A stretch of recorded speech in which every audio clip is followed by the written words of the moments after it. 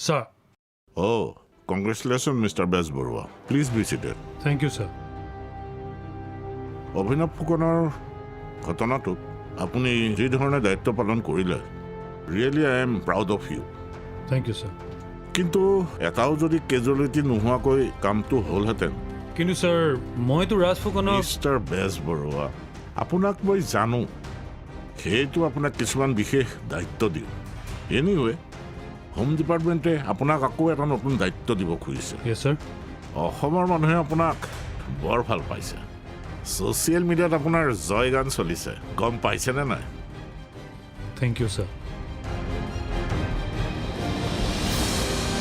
Police হ'লে কিন্তু additional S P Parthapratim বেজবৰুৱাৰ দৰে হ'ব লাগে। Thank you sir. নাৰীক মৰ্যাদা দিব লাগে। We have to think about women's protection and rights. Aditi বৰুৱাৰ দৰে প্ৰত্যেকগৰাকী নাৰীৰ সৈতে আমি সদায় আছোঁ। অভিনৱ ফুকনৰ কেছটো ফাষ্ট ট্ৰেক আদালতে হ'ব লাগিব। ফুকনক শাস্তি পাব লাগিব। স্যাৰ মোৰ এটা ৰিকুৱেষ্ট আছে। কওক। স্যাৰ ৰাজ ফুকনৰ দৰে ধৰ্ষণকাৰীৰ বিৰুদ্ধে এখন নতুনকৈ আইন প্ৰৱৰ্তন কৰাৰ চিন্তা চৰ্চা কৰিব নোৱাৰিনে, য'ত উপযুক্ত প্ৰমাণ সহকাৰে দোষী সাব্যস্ত হ'লে দুদিনমানৰ ভিতৰতে ফাঁচীৰ দৰে কঠোৰতম শাস্তি দিব পাৰি। নহ'লে ছাৰ ধৰ্ষণৰ দৰে এই জঘন্য অপৰাধবোৰ আমাৰ অসমতেই নহয় গোটেই দেশতেই দিনক দিনে বাঢ়িবলৈ ধৰিছে। ছাৰ এখন আমাক নতুন আইন লাগে which is exclusively for the redressal of the rape victims. মোৰ ওপৰত আস্থা ৰাখক বেজবৰুৱা। আপোনাৰ কথাখিনি মই কেবিনেটত নিশ্চয় উপস্থাপন কৰিম। Thank you, sir.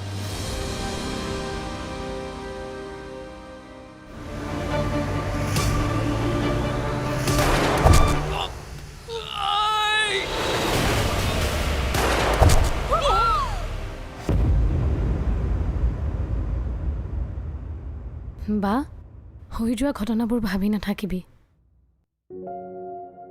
মাইনী ভিনদেউ অদিতিৰ খিয়াল ৰাখিবা। তাইৰ মনটো বৰ এটা ভাল নহয়। ঘটনাবোৰ নিজ চকুৰে দেখিলে যে হয়তো কথাবোৰ সহজভাৱে ল'ব পৰা নাই। হ'ব। মোৰ কাম কেইটামান আছে, মই কামখিনি কৰি আহোঁ ৰ'বা। DGP ছাৰৰ ওচৰলৈও যাব লগা আছে। ইফালে নেশ্যনেল নিউজৰ কাৰণে থানাতো এপাক সোমাই আহিব লাগিব। তোমালোক থাকা, মই আহি আছোঁ। হ'ব ভিনদেউ, আপুনি যাওক। অদিতি মই আহি আছোঁ হা। ঠিক আছে।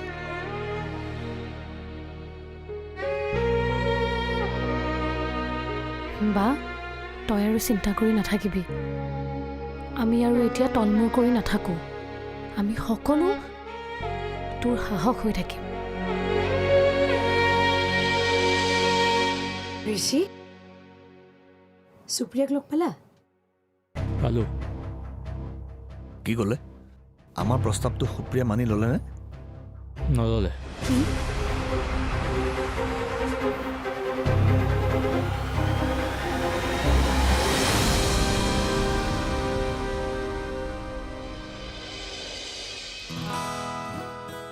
ঐ দিগন্ত, পাৰিলে তই আমাক ক্ষমা কৰি দিবি অ'। কিয়? নহয়, আমি তোক ভুল বুজি আছিলোঁ। লাগি ভাগি তই ছোৱালীজনীক ন্যায় দিলি। আমাৰতো ল'ৰা নাই, এতিয়া তইহে আমাৰ ল'ৰাৰ নিচিনা, নহয়নে? এতিয়া আমি সকলোৰে আগত মূৰ তুলি থিয় হ'ব পাৰিছোঁ। কাকো ভয় কৰিবলগীয়াও নাই। হ'ব, এই ঘৰ মাটি মোৰ নামত লিখি দিয়ক। ঘৰ মাটি মানে? নহ'লে কি, অলপ দেৰি আগতে আপুনিয়ে দেখোন মোক কৈছিল মই আপোনালোকৰ ল'ৰাৰ নিচিনা। অদিতিকটো বিয়া দিলেই, মাইনীকো বিয়া দিয়াৰ পিছত এই সম্পত্তি কোনে পাব? নিয়ম মতেতো ময়ে পাব লাগে। বদমাছ, ইমান চিৰিয়াছ কথা কৈ আছো, তই আকৌ ধেমালি কৰি উৰুৱাই দিছ। ভাত খা। বাৰু মাটি সম্পত্তি নাপালে নিউজ কৰি সকলোকে জনাম।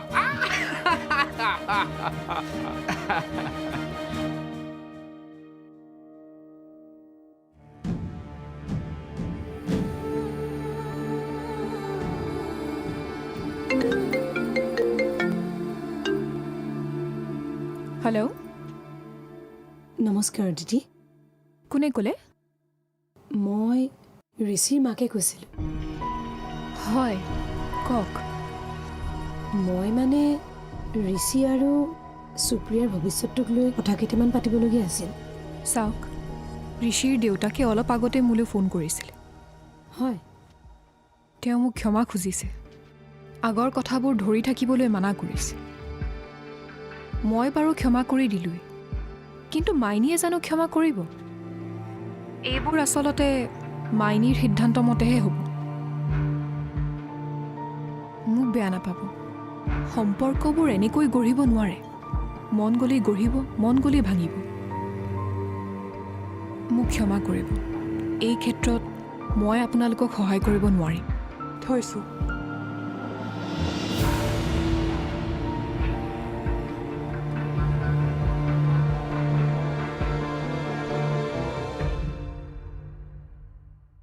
মাইনী, মই তোৰ ওচৰলৈকে আহি আছিলোঁ। কচোন।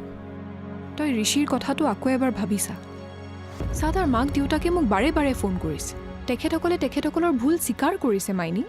এতিয়া তোৰ আৰু ঋষিৰ সম্পৰ্কটো আগবঢ়াব বিচাৰিছে। কিন্তু বা, মই এই সম্পৰ্কটো আগবঢ়াব নোখোজো। কিন্তু কিয়? তই মোৰ জীৱনৰ কথা ভাবি তেখেতসকলৰ ঘৰলৈ গ'লি, কিন্তু তেওঁলোকে কি কৰিলে? তোক অপমান কৰি পঠিয়ালে। ঘৰতে আহি মা দেউতাক অপমান কৰিলে, আৰু তাতোকৈ ডাঙৰ কথা, মোক বিপদত দেখিও ঋষি মোৰ লগত নাথাকিলে। কিন্তু আচল কথাটো হ'ল যে ঋষিৰ ঘৰখনে কৃপালৰ কথা শুনিয়ে ভুল বুজি আছিলে। এতিয়া তেওঁলোকে অনুশোচনা কৰিছে। কিন্তু বা, মই এইখন বিয়া হ'ব নোখোজো। মই উচ্চ শিক্ষা ল'ব বিচাৰোঁ। ঠিক আছে, সেইবোৰ তোৰ যি ইচ্ছা তই সময়ৰ লগে লগে কৰি যা। কিন্তু তাৰ মাজতে মই তোক এটা কথা কৈ থওঁ, জীৱনত ভুল বুজাবুজি হয়েই। সেইবোৰৰ কাৰণে তই আৱেগেৰে এটা অদ্ভুত সিদ্ধান্ত নল'বি। কি কৰিলে ভাল হয় আৰু কি কৰিলে বেয়া হয়, সেইবোৰ তই এতিয়া ভাবিব পৰা হলি। যিয়েই কৰ, ভালকৈ ভাবি চিন্তি কৰিবি।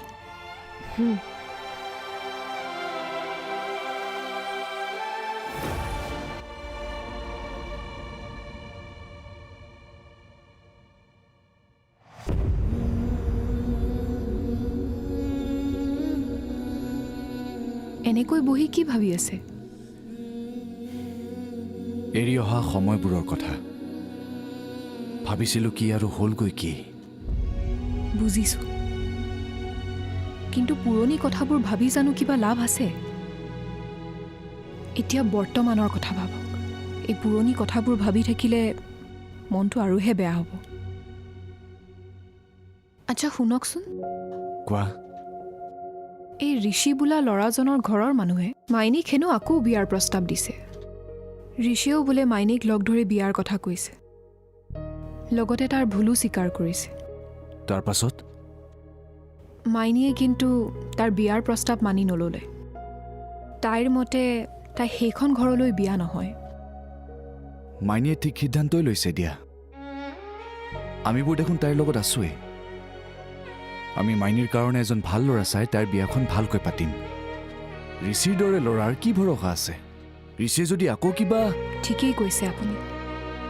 মই ভাবোঁ মাইনীৰ জীৱনলৈ আহিব লগা ল'ৰাজন যিয়ে নহওক কিয়, অন্তত আপোনাৰ নিচিনা বিশ্বাসী হোৱাটো বৰ দৰকাৰী।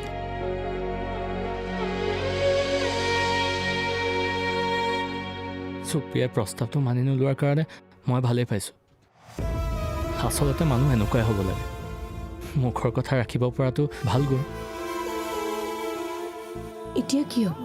এতিয়া আৰু একো নহয়। মোৰ কাৰণে তোমালোকে বিয়াৰ কথা নাভাবিবা, কিন্তু ভুলবোৰ আমি শুধৰাব লাগিব। সুপ্ৰিয়াই মনত যিমান কষ্ট পাইছিলে, ময়ো পাব লাগিব।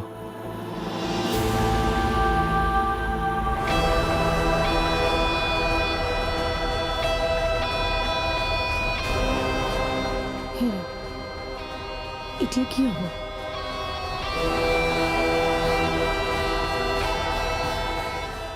এতিয়া এটা কথাক লৈহে চিন্তা হৈছে। কি কথা? ময়ূৰী বৌ আৰু জীউ, তেওঁলোক বৰ অকলশৰীয়া হ'ল। তেওঁলোক কেতিয়াও অকলশৰীয়া নহয়। আপুনি আছে, মই আছোঁ। বৌক কেইদিনমান আমাৰ ঘৰতে থাকিবলৈ দিয়ক। তাৰ পাছত বৌৰ লগতে আলোচনা কৰিম যে তেওঁ কি কৰিব বিচাৰিছে। মই পিছে বৌৰ লগত কথা পাতিবলৈ যত্ন কৰিছিলোঁ, কিন্তু তেওঁ হেনো সেইখন ঘৰলৈ আকৌ উভতি নাযায়। বাৰু, এতিয়া এইবোৰ চিন্তা নকৰিব। চাব, সময়ৰ লগত সকলো ঠিক হৈ গৈছে। এই ঘটি যোৱা ঘটনাবোৰ পাহৰিবলৈ আমাক আৰু কিছুদিনৰ প্ৰয়োজন হ'ব। তুমি ঠিকেই কৈছা অদিতি।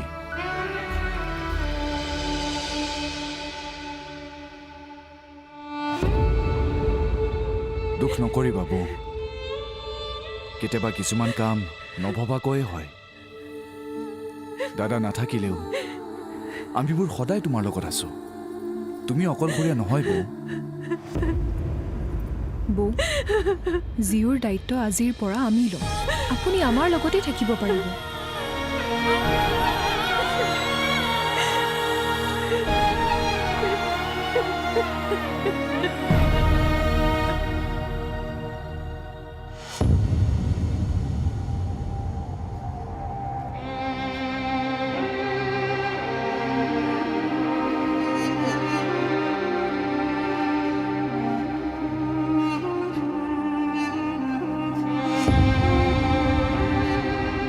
মা,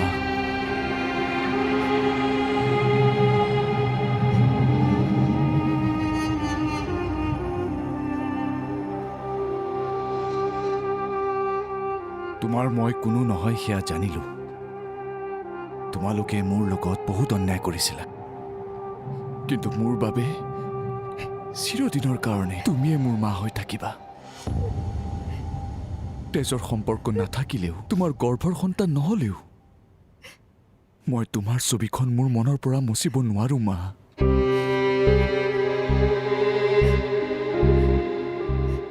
মই দেউতাক কথা দিছিলো, তোমালোকৰ ঋণ মই খুজিম, পুত্ৰ ধৰ্ম পালন কৰিম। গতিকে এইখন ঘৰত মই তোমাৰ লগত নাথাকিলেও মোৰ তোমাৰ প্ৰতি থকা দায়িত্বখিনি মই পালন কৰি যাম মা। তুমি চিন্তা নকৰিবা।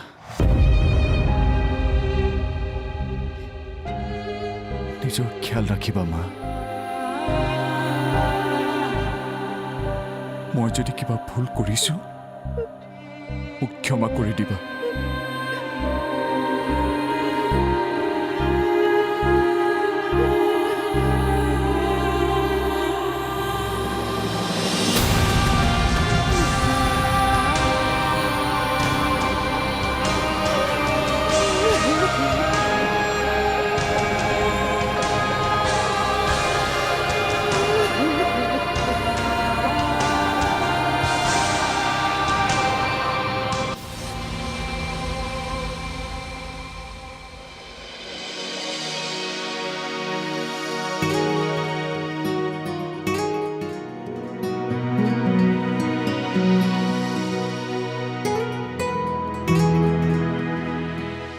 বিয়ৈ, কি যাবলৈ ওলালে নেকি?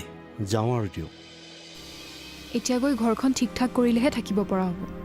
হেৰা, বহুদিন ঘৰখন তেনেকৈ পৰি আছে নহয়। তাকে অদিতি, আৰু বেগ আছে নেকি? গাড়ীত দিব পৰা বেগ নাই। ভিনদেউ বা যাওঁৱে নেকি? যাবতো লাগিবই। পুত্ৰ বোৱাৰীক লৈ এতিয়া আপোন ঘৰখনলৈ উভতি যাম। কিমান দিন যে পৰি আছে ঘৰখন তেনেকৈ। আজি নীৰৱে গৈ ঘৰখন অকণমান চাফ চিকুণ কৰি আহিলেগৈ। এতিয়াৰ পৰা আমাৰ সেই ঘৰখনেই স্থায়ী ঠিকনা হ'ব। হয়, পিছে মাজে মাজে গৈ বা ভিন্দৰ খবৰ লৈ থাকিবা। নিশ্চয়। বিয়ৈ যাওক, এতিয়াৰ পৰা জীৱনটো নতুনকৈ আৰম্ভ কৰক। আপোনালোকো আহিব মাজে মাজে। হয় হয়, এতিয়াৰ পৰাতো অহা যোৱা চলিয়েই থাকিব। তাকে হেৰা, ব'লা এখেতসকলক অকণমান আগবঢ়াই দিওঁ। দেউতা, এই হ'ব হ'ব, মা, হ'ব দিয়া। আহোঁ দিয়ক।